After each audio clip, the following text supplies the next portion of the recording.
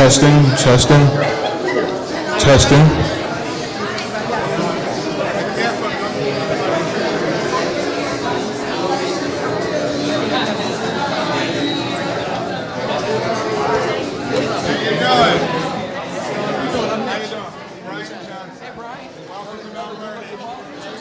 Testing, testing, testing. Testing. Mic check, 1, 2. Testing, testing.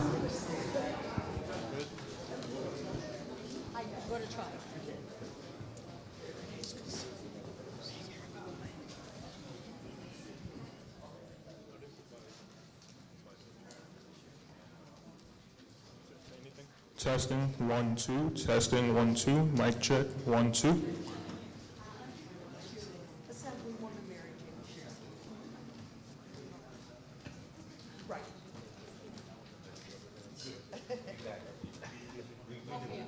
We know the real deal, right?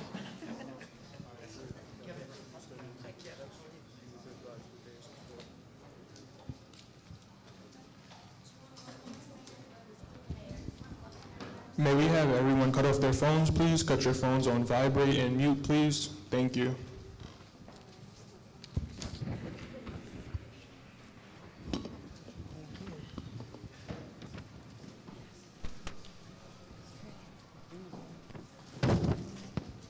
Ready? Okay. Are we clear? I just wanted to take this opportunity to welcome everyone.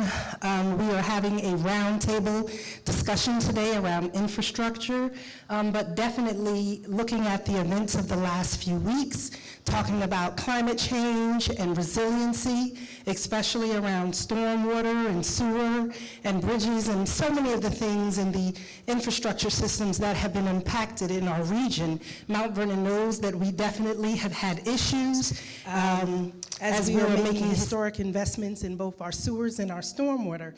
And right now I want to take a moment just to welcome our Senator Gillibrand, who put all of this together, so thank you.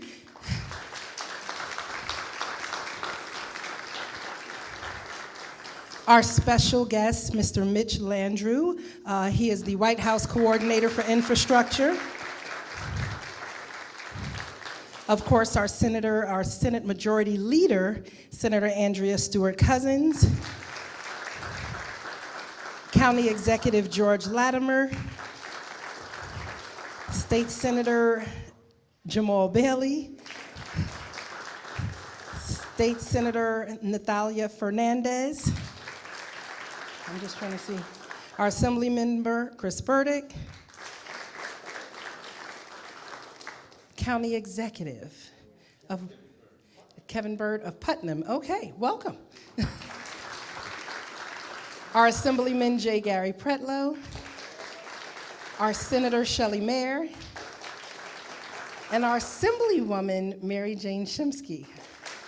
Congratulations on your elevation. And so, as I stated today, we are here to discuss infrastructure, having this roundtable. Here in the city of Mount Vernon, we're still trying to recover from Ida, from Isaias. We've been applying to FEMA. We have a 100-year-old, 100-mile sewer system where about 40% of our sewer system is failing and is crumbling. We have 85 miles of stormwater. The city of Mount Vernon knows the challenges of climate change very, very much. We are the only community in Westchester that is bordered by 2 rivers, the Hutchinson River and the Bronx River. We have 3,300 storm catch basins, over 3,000 sewer caps, but 78 outfalls that lead to the Hutchinson and the Bronx River. The challenge with this is that as these rivers have not been dredged and they become more shallow and we get more and more rain, we're dealing with more flooding. And it has a devastating impact not only to the city's infrastructure, bridges, roads, and our traffic infrastructure, but to our residents' homes, especially those who live along the rivers.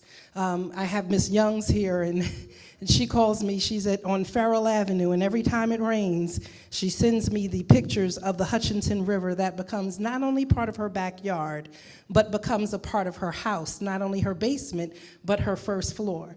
And it has become so crippling to many of our residents as well as our communities as a whole. And so we're gonna have a conversation today just about how climate change and stormwater resilience, bridge infrastructure, and local, regional, state, and federal partners working together are the only ways that we can solve these issues.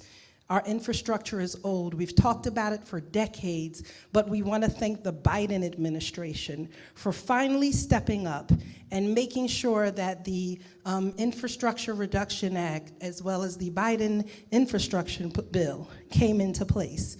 Trillions of dollars of investment are now available across the country to for communities to reinvest, reimagine, and take care of their infrastructure.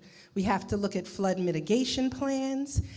We have to look at preventative maintenance. We have to look at hardening of our infrastructure all across the country. But again, here in the city of Mount Vernon, as well as in this Hudson Valley region, we know the challenges all too well. And with that being said, I'm going to pass the mic over here to our Senator Gillibrand so she can give us remarks. And thank you again for putting this together and being an incredible partner. Thank you, Madam Mayor. So because this is a roundtable, Mitch and I are really here to listen. So we're going to listen first, and then we'll close with a couple of remarks. But so we had the first offering from the mayor, thank you, and the microphone's available. So whoever would like to speak first, just raise your hand, and I'll give you the microphone. Do you want to try, George? Thank you very much, Senator. And on behalf of all of us in Westchester County, and I know Kevin will say the same for Putnam and the rest of the Hudson Valley, we appreciate you being here to listen and to try to take back to Washington some of the priorities that we are all facing. The partnerships that we need to have include the municipalities, the cities, towns, villages, the county government, and the state government all doing our share. And we have benefited from that partnership. But most of the major things that we face going forward requires federal assistance. We would not be able to tackle those things without the federal government. So we appreciate both the passage of the infrastructure bill and the allocation of resources, and Senator Gillibrand, your leadership, and those of your fellow members of Congress we deeply appreciate. And at the same time, we know that this is a need all across the United States. So there's lots of different people competing. But we think that here, where we're willing to put up our money to match and to be partners with you, that these projects are necessary. From a very general standpoint, Westchester County government has regional responsibilities, so I'll touch on some of the regional infrastructure needs we have. We have in Westchester County 7 wastewater treatment plants, 4 of them on the South Shore side and 3 of them on the Hudson River side. Because we expel waste into those bodies of water, we're right close to the water. And so we're very concerned about the resiliency to rising water levels that would happen both in the river and in the Sound. And each of those sewer treatment plants needs additional investment to modernize, particularly our Yonkers Joint Sewer Plant in Ludlow, Southwest Yonkers, which is by far the largest of our sewer treatment plants, but it's obviously a necessary function. If we improve the pipe structure for the sewer system in Mount Vernon, it has to be able to be treated at one of the sewer treatment plants, so that's a major priority for us.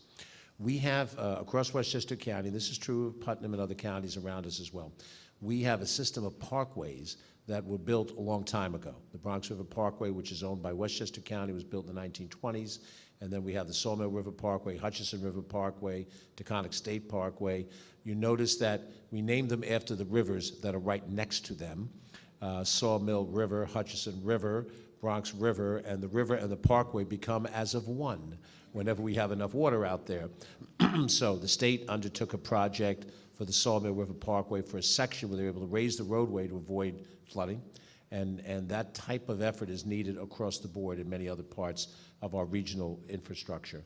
And I'll also mention very briefly that while it's not a county or a state direct function, We're concerned about the rising water levels as they will affect our commuter rail system, particularly on the Hudson Line, because the Hudson Line, which does serve the western side of our county, it's an Amtrak line as well as a Metro North commuter line. It goes from Yonkers all the way up into Kevens County, into Dutchess County. In many parts of it, it hugs the water, and it even goes directly over the water. And the projections that we're seeing about the rising water levels will compromise that infrastructure, and that's an important Amtrak intercity rail route, as well as it is an important commuter route. So those are a couple of the things from a regional county standpoint that we're thinking about, and as you start to prioritize these things, we certainly will help and work alongside of you for the things that you're working on. Anybody else on this side? Jamal? Thank you, and I won't take a lot of time, but again, Senator Gillibrand, thank you for your leadership in this issue, and I'm certainly happy that the czar of infrastructure, Mitch Landrieu, has come. Mayor, you must believe that I represent Mount Vernon. Fortunately, you have fabulous senators here, and two of whom are here, and a wonderful assemblyman as well, and all of us work in partnership to make sure that we meet the needs of our constituents. In the state, we have been very, very clear about climate change, and we've put forward our climate leadership bill in 2019. What we hadn't had until now with the Biden administration is a partner, quite frankly, in that infrastructure. So the fact that there is a czar, that when you came pleading for help with your water issues and your sewer issues, you came to the state and then to the federal government, and there has been nothing but responsiveness. So I'm going to make that point to say that we all get it, and you're going to hear from all of the members who are going to talk about what's happening in their particular region. But this is an opportunity that we've never had. One, with the trillions of dollars that's available for communities, and two, with leadership like Senator Gillibrand, Senator Schumer, to actually focus on New York and what's happening all over New York. We had a town hall meeting yesterday. Two things came up. One was people are still not recovered from previous storms. They are still suffering from what happened with Hurricane Ida, and FEMA is somewhat responsive, but not responsive enough. And then we go on to the next. We just had, as you said, in the past few weeks, a terrible flash flooding, really impacted Hudson Valley, really impacted Finger Lakes. The governor came forward with several $1 million to be helpful, but the reality is, again, when people heard that, they said, but what about, I'm still trying to, dig out from what's happened, a year ago. So we need to have some point here where we know that people won't be left behind when the next, unthought of incident happens, and that we perpetually not only serve the needs of the future, but also make sure that we're not leaving people behind. The other thing, and I'm sure you're going to get to this, is with the infrastructure money that is coming. People are terribly concerned that those communities that didn't have anything will not be online to get part of that infrastructure money. So knowing that there is some hub, some resource in these communities, especially the communities that have already been impacted by environmental injustice and so on and so forth, that they actually are able to have the resources that they need and that they should have when we talk about infrastructure and resiliency. But again, thank you for being here. Thank you for listening, and I'll hand it back to you. Thank you, Senator Gillibrand and Mr. Landrieu, for coming, Madam Mayor. Thank you for your leadership and calling on us and calling on the federal government to ensure that they're taking care of the jewel of Westchester, as you've aptly called it. And it's really important that we do so. We've seen things on the news about the heat dome that's taking place in the West. Today, the weather forecast told me that it'd be raining all day. Climate change is something that is very real. Environmental racism is just as real as climate change is, and they go hand in hand. So I think it's not just about making sure that we're taking care of the sewers and taking care of that, but we're setting the foundation for the future, not just in terms of the infrastructure, but in terms of zoning, right, and insurance. I think Senator Fernandez is going to talk more about the zones, but insurers, federal, at the state level, we're trying to do things, but at the federal government, insurers, as we've seen in California, are becoming more deft as to who and what they want to insure. And as we look at the flood-prone zones, and as we look at what once wasn't waterfront property, I'd just like for us to have a perspective look at, we are surrounded around waterways, and insurers will be creative about what they want to insure and what they don't want to insure.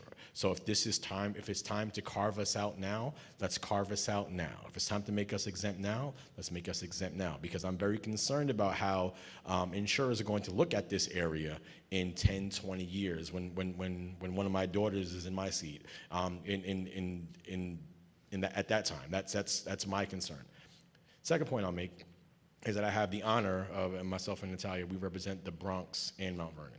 And district lines may have some sort of, there's some sort of line where districts are arbitrary, but the water that runs across is not, right? And so we have to make sure we have just like Kevin is here from Putnam and George is here from Westchester, we have to make sure that we have a full 62 county kind of conversation, because water goes up and down. Like that Salvation Army from 2012 to September 2021, that Salvation Army is not too far from the border of the Bronx. And so the water that went down Kingsbridge Road was also on Bussing Avenue, which in the Bronx is Kingsbridge Road. So I just want us to make sure we have that concept down, that what affects Mount Vernon does affect the Bronx. And when we're doing infrastructure in the Bronx, we have to make sure that we tie it to the great work that we're going to do here in Mount Vernon as well. Thank you. Thank you, Senator, for being here. Good afternoon, everyone. I'm Senator Natalia Fernandez. I represent District 34 with the Bronx and Westchester, and neighboring Mount Vernon, I represent New Rochelle and the Pelhams. And to jump off to what Jamal was saying, yes, even though we're talking about Mount Vernon and the infrastructure here, it does connect and affect New Rochelle and the Pelhams.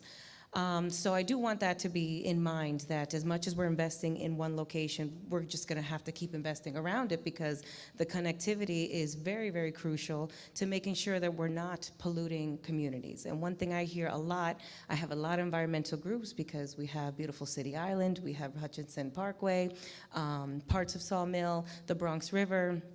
And access to being able to be a part of that care is something that I've gotten. Hutchinson River, I believe, is the Parkway. It's stated, and there's some federal too. But there are a lot of wants locally to be able to get access into these spaces that are protected. So at least opening up that communication, I think, is very vital. In addition to raising, ground level, I have New Rochelle and the Bronx, and that connection, Shore Road, does anyone know that circle? That circle and that road coming down to that circle gets flooded terribly every rainstorm, every single rainstorm, whether it's 1 inch, ½ inch, 2 inches. And I've spoken with the state on it, and the main concern that they have is, okay, well, if we lift the road, where is that water gonna run off to? And the contamination into our rivers, into our bays, is very serious, because we are literally swimming in it. And we want to make sure that as much as we're addressing one issue, it's not negatively affecting another issue. And if I could ask a question to you, for those on the federal level, we take the complaints daily, we take our notes, we know what's going on, but how can our data be helpful to you to help make sure that we're getting the financial assistance to fix these problems? And then touching on the insurance part of it, when Ida happened, neighborhoods in Throgsneck, I had at the time I was in the State Assembly, my office was a station for FEMA, for the Department of Finance, and it was very frustrating after a while, because when people were coming, showing all the destruction and the help that they needed, all FEMA could do was work with your current insurance plan. And nobody had flood insurance, because it wasn't coverable. Insurance companies didn't have flood insurance to offer to constituents in Throgsneck. So if that is a federal jurisdiction, or a thing that our federal partners can help rework and decide what are now communities that are flood risk. Because originally in Throgsneck, yeah, we're semi-close to the water, but when you go more inland, maybe it's not a flood risk.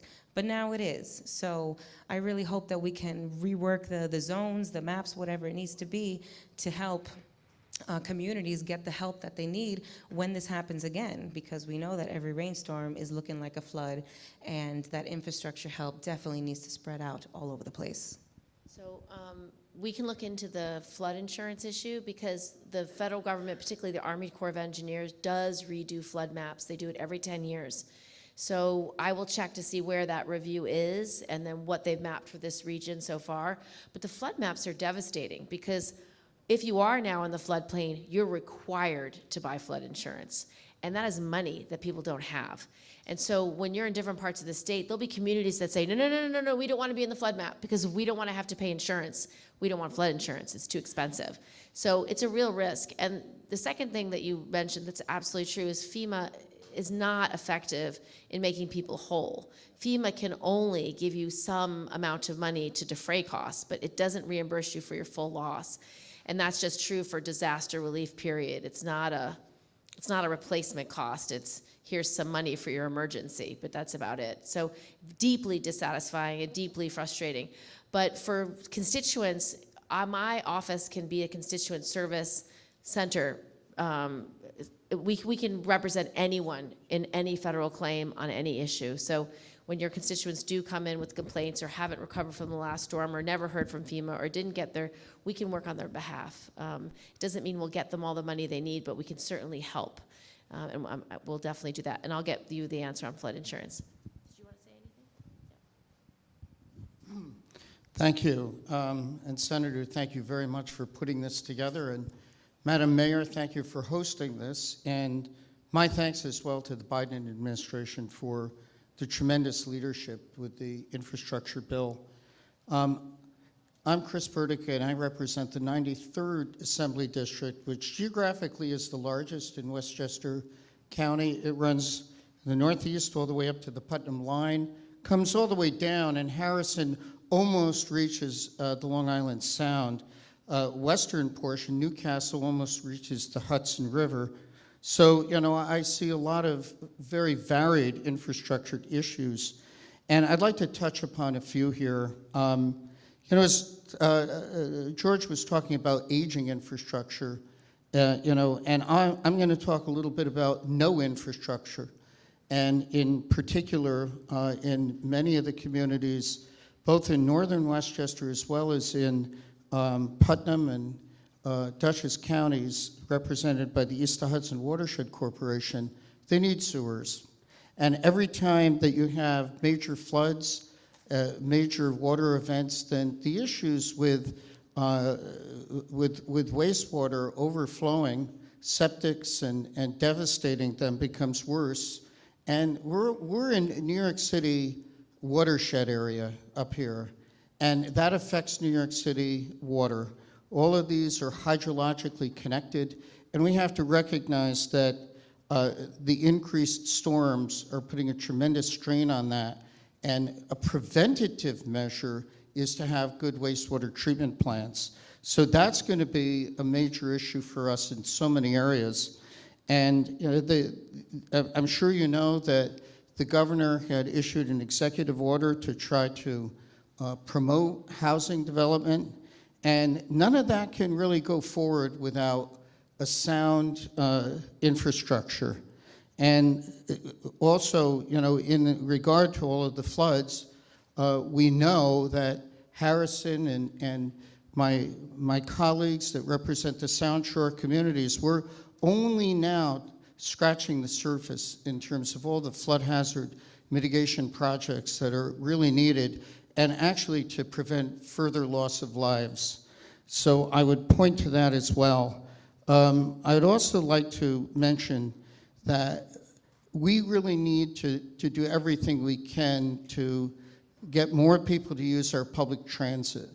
The governor and the state legislature put a lot of money into the MTA to help get it on its feet after obviously the punishing pandemic in terms of ridership. And there are ways in which we can help them do that. And a study was done in 2021 by the Department of Transportation to look at the I-684 and 84 corridor and how ways can be devised in order to encourage people to use our mass transit, park and ride, doing more to try to make it easier to utilize park and ride lots as well as parking lots there. So I would just ask that those areas be looked at, and thank you again for your leadership. So we have 4 more minutes to hear from you guys, and then I'm going to turn it over to Mitch. So can you use your 4 minutes? I'm going to... So 1 minute each? We got the clock. 1 minute. All right, we're going to do it all together. Senator, thank you for being here. I've worked with a lot of these folks when I was in the Assembly for 6 years. I don't represent Westchester County anymore. I'm the Putnam County Executive, Kevin Byrne, but we still care about our neighbors, and I'm proud to be here, and thank you for hosting this forum. In Putnam County, we said this a lot when I was in Albany, local roads matter, and it's the same infrastructure system, whether it's a state road, local road, county road. We have well over $10 million in damages from the storm. We've had culverts get ripped out of the ground. We've already spent $500,000 on some of the county infrastructure. George talked about the Harlem and Hudson lines in the Metro North. We actually had a train actually stop, during the storm on the Hudson line, not far from Garrison. That was trapped for a little while, so that was an issue. But I think it's really important that we highlight that the infrastructure, it's important now, obviously in the aftermath of a storm, and we need help from FEMA, but sometimes it's not always that visible. We have material that are under the road, so anyone that might just see it, they might think, oh, you can drive over that. The material under the actual blacktop has been dumped and discharged on roads several miles down. So that's not going to survive a winter. And as far as FEMA goes, I know the individual assistance, a lot of people are asking about that. The threshold has always been somewhat ambiguous, so there's a lot of concern and questions about that. I feel confident that we're going to meet that public assistance threshold. There's a lot of other needs, though, I know for residents in Putnam and throughout the Hudson Valley. And I'll use my minute expeditiously. Senator, thank you for being here, and the Biden administration for all the good work that you have done and will be doing in the future, and Mayor for putting this together. Senator, what was formerly termed a 100-year storm has now become a 100-day storm. And it seems that what we're experiencing constantly are these torrential downpours, and the stormwater system wasn't built for this. We have to really replace all of that. And the Mayor mentioned earlier that there are trillions of dollars available through this infrastructure bill. I'll be parochial now. Mount Vernon could use about $2 billion, and we could take care of everything with that. Maybe. Okay, but we do need it, and we do want to increase our infrastructure. I know we met a little while ago, and we talked about some of the things that Mount Vernon is looking for to improve the quality of life for all of our residents. Flooding is one of the most important things. As you heard earlier, there are individuals that every time it rains, they're living in a pool. That's not right. It's not a pool that you'd want to swim in. It's a cesspool, and that's a different kind of pool that we don't want to be in. So I just want to thank you for all that you're doing and all that you will do. Thanks. So thank you again. Shelley Mayer, I represent the Sound Shore, which during Ida, 3 people died during Ida. The village of Mamaroneck was completely destroyed, as well as much of Portchester. Few things. One is it's very important to encourage intermunicipal applications for money, and we need your guidance. As my colleagues have said, the money flows between multiple municipalities. They don't all work together very well, and yet through the Biden administration and the Senate, you've put money on the table. We need these municipalities to work collegially, and that has been a problem. So if you can help us in that, that would be one specific thing. Second, we found this program, the NRCS flood program, that we're using in the village of Rybrook, that allows, through federal money, the buyout at pre-flood value of homes on a floodplain. That took an incredible amount of finding and exploring, and luckily we had a responsive municipality. That's a fantastic opportunity to get people the value of their homes. They have to move out and the house is going to be destroyed. People need to know about it, and I think we could promote that. And thirdly, this issue of what is in the floodplain. You raised the issue, Senator, that people don't have the money. The other thing is, if you're not in the floodplain, you don't get the insurance. Now everyone, as a practical matter, is in a floodplain, and now their insurance that they had, homeowners, refused to cover. We tried with the state to get them to push the insurers to do more. We're not successful. We really need to revisit this floodplain. And the last thing is, we really could use more guidance on how to help our multiple municipalities apply for and access this fantastic commitment to infrastructure funding, which we're so grateful for. Thank you. Thank you. Welcome to Westchester, Mayor Landrieu. Westchester County has some of the oldest infrastructure in the state, which means we were having serious problems before climate change has dumped torrential rain pours and tropical storms and so on our communities. We're going to have to replace the stormwater sewers everywhere because they're not big enough to hold the water. We had leaking sewers to begin with as it was. We have fecal coliform everywhere because the sanitary sewers aren't working. Oh yeah, and some of our communities have one sewer system, combining the fecal stuff and the rainwater, which is a real problem. We have roads washed out in this region. You know what the definition of insanity is? Replacing the same road in the same place over and over every couple years. Communities are going to need planning help, help to relocate roads, use new materials and designs. Everybody's talking about using the railroads more. The railroad that runs in my community, the Hudson Line, is going to disappear under the Hudson in the lifetime of some of the people on this stage. I could go on and on. Everybody knows that. Thank you. The Biden administration has done more to put substantial amounts of money towards solving these problems, but it's still not going to be enough. So my request for you is actually a big one. In addition to the appropriations process, which is never going to be enough, we also need a large, robust national infrastructure bank. I urge you to look at HR 4052. Good news, I'm going to be the lead on that bill in the Senate. So that will be a $5 trillion infrastructure bank, constant revolving fund, just to fund these large projects of national significance. It is a game changer. I've been working to try to get some Republican co-sponsors. So I will lead that. And just to answer everyone's questions quickly, and then I'm going to turn it over to Mitch to close this out.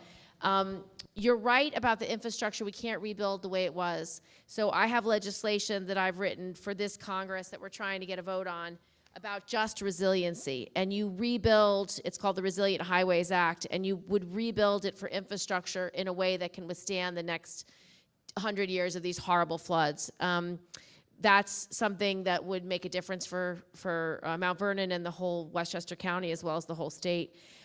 We also have a huge problem with sewer systems. And so we've already committed $150 million from the federal government to the state to do that project. The state's matching it with a certain amount of money. It's just the beginning. As you say, Mount Vernon itself could absorb $2 billion just in infrastructure needs. That's a fact. We have in our state $70 billion of unmet sewer needs in the whole state. So Mount Vernon definitely would need a full billion to even get close to finishing it. So money is not unlimited, but the good news about this room is we have really strong leaders. And so what I will do in response to this roundtable, I will create a grant guide of all the federal programs that you can get money for infrastructure, for flooding, for relief, for FEMA. It'll have the links to where in the federal government you can find the applications to get money. My staff will distribute it to all elected leaders. We can probably do this in the next few weeks, so it's not a long-term thing. Because we already do grant guides, so we'll curate one just for flooding and storms and relief and infrastructure. So, because all of these projects have to be applied for.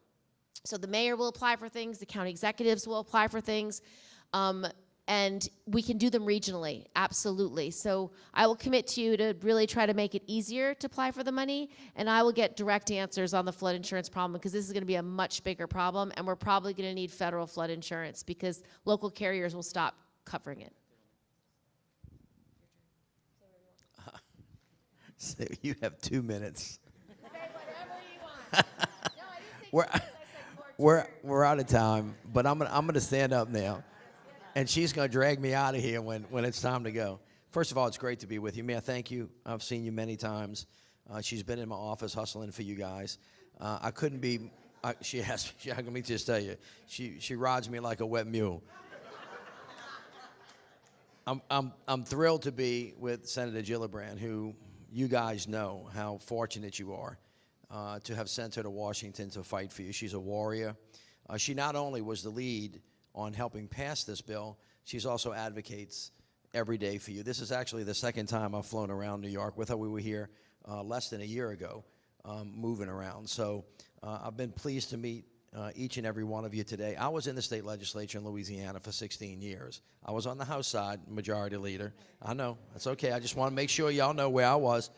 But I have a good feel for the life that the state legislators and the senators live in partnership with the governors, trying to advocate on the state level for what we need. And then I became the mayor of the city of New Orleans after Katrina hit. So I feel your pain. I understand Ida. I understand the floods. I know we lost a resident. After Katrina, we lost 1,800 people. And we have been through hell and back in the city of New Orleans. And flood insurance rates are really just choking us, you know, like a horse down there. So I think I have a good sense of everything that's happening. And as I listen to you all talk about the challenges you have, they sound very identical to the neighborhood and the city that I grew up in, which this city reminds me very much of, Mayor, and I love the way it feels. So thank all of you for what you do. All of these problems are huge. They are things, as you know, that we have been able to see for a long time. But because before all these crises hit, we were already in a mell of a hess, as you know, because we didn't do a good job in this country of kind of investing forward. Secondly, the mayor, just a minute ago, was showing me a project in the middle of the city because y'all have railroad tracks that run through this place. I take pictures of railroad tracks everywhere I go around the country. And y'all know what I'm about to tell you. Somebody always lives on the other side of the track. And the somebody is the people that got left behind, that got left out, that didn't have two nickels to rub together, that didn't have any political power and or persuasion. And that's just how the country was designed. So this president, the short of this is, he understood all of this. Joe Biden was a county executive before he became a United States Senator when he was 29 years old. And he always talks to me about, don't talk to me about big numbers and big projects, talk to me about people. Talk to me about people where I live. You mentioned some woman in the back. I'm sorry I don't know your name. Where's Miss Young? I know you. I know you. They got a lot of Miss Youngs in New Orleans who, when I was mayor, was on me like gravy on rice in every meeting telling me about what was going to happen in her neighborhood. The president sees you. The president's going to want to know your name. He's going to want to know your name. He's going to want to know the impact that this is having. And that's the reason why they designed this bill. $1.2 trillion for roads, bridges, airports, ports, waterways, high-speed internet. I don't need to tell you the story about that. Clean air, safe water, and a clean energy economy. Now, all of this money in the world is not enough to fix all of your problems, and you're not getting all of it, all right? I'm just going to tell you right now. But it is more, just to level set, just because when I walk out of here, I know y'all think I'm the Easter Bunny, but I'm just a level set. However, it is more money than the federal government has ever showed up with in your lifetime. So let's talk turkey about what you need to do to put yourself in the best position to succeed, because this is federal, state, local. It's not for profit, it's faith-based, it's all of us being together. The sweetest sound today was everybody better get together and find their partners. This is called regional, right, involvement, because water does not know y'all's legislative boundaries. It's like when the flood comes, they don't go, oh, I'm in the Assemblywoman's district, oh, but let me not go into the Senate district. The water's going where the hell the water wants to go. And it's going to go up and it's going to go down and it's going to hurt things. And if we don't make it higher, that railroad track's going to get filled and then nobody's going to be able to get to and from work. And the only people that are going to be happy are your kids so that they can have a rain day. All right? So what has to happen in order for this to work, when it works well, let me say this, across the country, is when the president and the senators and the congressmen and the majority leader in the Senate and the assemblymen and the county executives and the town leaders get together in a room and do some hard thinking about what your priorities are. That's number one. Because if you apply for everything, you're likely not to get anything. Because if you apply for everything, it means there's not a whole lot of planning going on. And there's not a lot of collaboration, communication, and coordination happening. You got to get together and get focused on figuring out what the most important things are. That's number one. Number two, you got to make sure you identify what the priorities are, because you're not going to get everything. So what are the most important things that fit into the bill that the House and the Senate designed. And it falls into those categories that I gave you. This is an open book test. If you go on build.gov or invest.gov, you will see where all of the opportunities are. Now, the money comes down to the ground basically two ways. One way is straight to the governor. Now, this state has already gotten a check for $10 billion. It's already up in the state. Y'all have it. And y'all, however it is that y'all organize yourselves, every state's different, and I say this with great respect. In Louisiana, the appropriations bill and the capital outlay bill start in the House, goes over to the Senate does what it does to it, it sends it back to the House says, we don't like you, the Senate says, well, that's nice, and then they go to conference committee, they work it out, and then there's a bill. There's nothing about how this money comes down that the Senator sent down that's going to alleviate you from the need to engage in your local political structuring in order to define it. But that money, that 60% of the money that goes to the governor goes in each one of these categories. So the state is getting money in what they call formula funds, by the way, for sewage and water treatment. It's called the State Water Revolving Funds, and there are 5 of them. And the state gets money, so you got to go see the state. The same thing is true about broadband. We send the state a bucket load of money for broadband. You got to make sure that that's all over the place. Same thing is true for roads and bridges. We have 40,000 bridges right now that are in some level of disrepair. But the way the Senate designed this bill, it gave an incentive to the states to make sure that they take care of off-system bridges, off of the interstate system. And I think, Mayor, you said you have like 5, maybe you have 2. And so there is money there to do that. But if you don't organize yourselves on the local level and go as one team, you're likely to have diluted power on the things that you need. The second way you get money is through application for grants. And this is what the Senator has offered to you guys, will help too. But you got to get yourself straight knowledgeable about how you come. You got to come right, and you got to come within the parameters of it so you're more likely to get a yes rather than no. Now look, $1.2 trillion is a lot of money, but the nation's needs are exhaustively higher. So generally, even for good projects, we're telling 90% of the people no, because there's not enough money. Every one of the programs is oversubscribed. However, right now, just to give you a sense of optimism, we have pushed $220 billion out of the door. We have 35,000 projects in some level of formation across the country, and there is a substantial amount of money that has already come to New York. I think the total is $16 billion, and you have 292 projects that have succeeded already all over the state. We were up in the northern part of the state, we were in the central part of the state, and then in the lower part of the state, their money's there too. Now, let me just end with this, because what I heard was climate's a huge problem, we all recognize it, but in its specificity, we have wastewater problems. In EPA, there is a substantial loan program that's called WIFIA that allows counties and cities to apply for no interest or low interest loans, in many instances that can be forgiven if you meet with the numbers. And there's a good substantial amount of money there. On top of that, as the Senator mentioned, the federal government already sent $150 million down, and there's more money in the revolving funds. But where there's wastewater systems that don't work, and then where there are no wastewater systems, assemblymen, like they have in Lowndes County, Alabama, most people don't understand that there are 2 million people in this country that don't have indoor plumbing, and their kids are playing outside and nasty stuff. And so there is a way, but most of that infrastructure is primarily local, but there is a way to partner to try to figure out how to dig your way out of that hole. On the roads, we talked about that a little bit. On the broadband, I talked to you about that. The governor's supposed to give us a plan. As soon as they do, we're going to send a bucket load of money to make sure that no little girl's got to sit in the back of her mama's car in a McDonald's parking lot trying to do her homework because she doesn't have access to internet. And by the way, right now, write this down, getinternet.gov. If you go to getinternet.gov, if you or anybody that you know is living at or below 200% of the poverty level, they can get free internet right now, 100 megabytes per second, for nothing. Because that's part of the program that the Senator designed to make sure that we had access to knowledge, because access to knowledge is the great equalizer, and the president and the vice president wanted to level the playing field. So I think that what I would just offer to you is, first of all, the president knew this, he understood it. That's what the infrastructure law is about. It's supposed to help create jobs, opportunity in all of these areas. But you got to get together, and you got to work it hard. You know, it's just what's called the hard work of governing well. And each and every one of you who are up here, who represent you folks well know that you got to really put your shoulder to the grindstone. And the planners that are in here, I met a couple of y'all, and the grant operators, you have to work with the folks that are in other counties, and y'all got to come together, prioritize, focus on what the real, number one, number two, number three issues are, and then you make that happen. Let me finally end with this, and then I know the Senator and I got to get out of here. FEMA, right now, I think, is in receipt of an application for a major declaration. I don't know when that's coming or if it's coming, but I know that they're aware. I know they've been on the ground.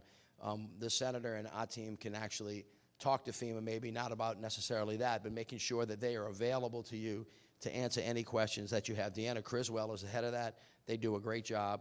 But FEMA, as the Senator said, is not a panacea. I'm from Louisiana. Y'all know we get beat to death. Rita, Katrina, Ike, Gustav, BP oil spill, FEMA lives in New Orleans, all right?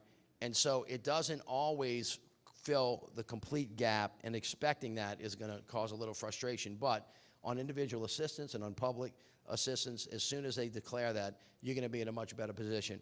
Your mayor is a great advocate for you. Your senator's a great advocate for you. You got a president that cares about you, that knows where you are, that sends folks like me here all the time to want to work with you, and we're going to continue to do that to make sure that you get your fair share and that we make the lives of the people of Mount Vernon and Westchester County better in the future. So thank you so much for having me. I hope I get to come back.